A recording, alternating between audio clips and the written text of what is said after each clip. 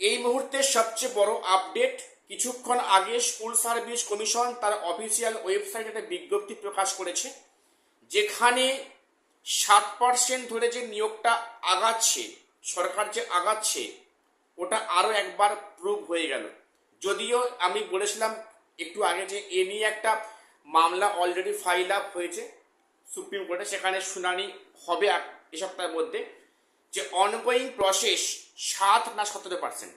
এরই মধ্যে আজকে কিছুক্ষণ আগে একটা বিজ্ঞপ্তি প্রকাশ করলো মানে কমিশনের পক্ষ থেকে, যেখানে বলা হয় যে এডিট অপশান চালু করা হয়েছে।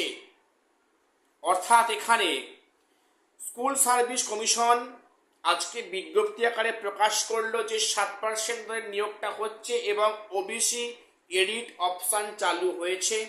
কবে চালু হয়েছে, কখন থেকে সেটা এডিট করা যাবে, আমি সব আজকে আলোচনা করছি। ভিডিওটা স্কিপ করো না, সবটা দেখো, চ্যানেলটা সাবস্ক্রাইব করে দিও এসএসসি, পিএসসি এবং গ্রুপ সি, গ্রুপ ডি গুরুত্বপূর্ণ আপডেট পাওয়ার জন্য। আর যারা দেখছো ফেসবুক থেকে অবশ্যই পেজটাকে ফলো করে রাখবে। তো যেটা বিজ্ঞপ্তি আজকে প্রকাশিত হলো কিছুক্ষণ আগে, যে আগামী 20 আগস্ট থেকে 25 আগস্ট অবধি এই যে কদিনের সময়ের মধ্যে যারা ওবিসি ক্যাটাগরি আছো সেখানে ক্যাটাগরি আপডেশন করতে পারবে।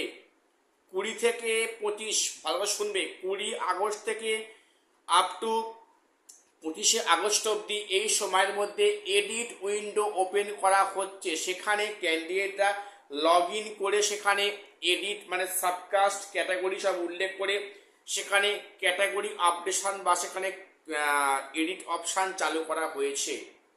এবং লাস্টে এটাও বলা হচ্ছে যে যদি সেখানে এর মধ্যে যদি কেউ এই কাজটি করতে না পারে, তাহলে কিন্তু সেই ওবিসি ক্যান্ডিডেট সেখানে উনি জেনারেল হিসাবে মানে প্রতিপন্ন হবেন।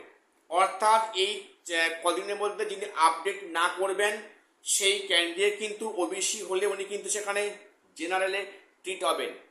অর্থাৎ একটা বিশাল বড় আপডেট, যেটা আমি আজকে দুপুরে তোমাদের বলেছিলাম, মনে আছে যে পুলিশে কিন্তু গত কয়েকদিন আগে পুলিশ রিক্রুটমেন্টে এটাই বলা হয়েছিল যে এডিট অপশান দেওয়া হবে।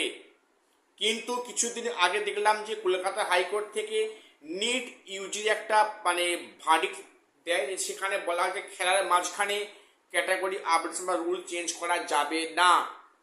কিন্তু সেখানে সরকারি পক্ষ থেকে আজকে জানানো হলো যে এসএলএসটিতে কিন্তু এডিট অপশান চালু রাখা হচ্ছে বা খোলা হচ্ছে আগামী 20 থেকে 25 আগস্ট অবধি।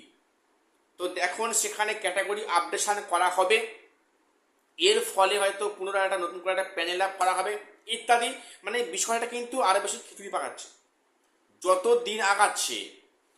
চলতি নিয়োগ প্রক্রিয়া 2025 এসএলএসটি মানে মানে জাল মুক্ত হওয়ার থেকে আরো বেশি পেঁচে কিন্তু জড়িয়ে পড়ছে। তো এখন দেখা যাক সেখানে পরবর্তীতে আরো কি আপডেট আসে এবং এর এগেনস্টে কোনো কিছু বিষয় উঠে আসে কিনা আমাদের থেকে প্রত্যেকে নজর থাকবে। চ্যানেলটা সাবস্ক্রাইব করে দিও। দেখা হচ্ছে পরে ভিডিওতে।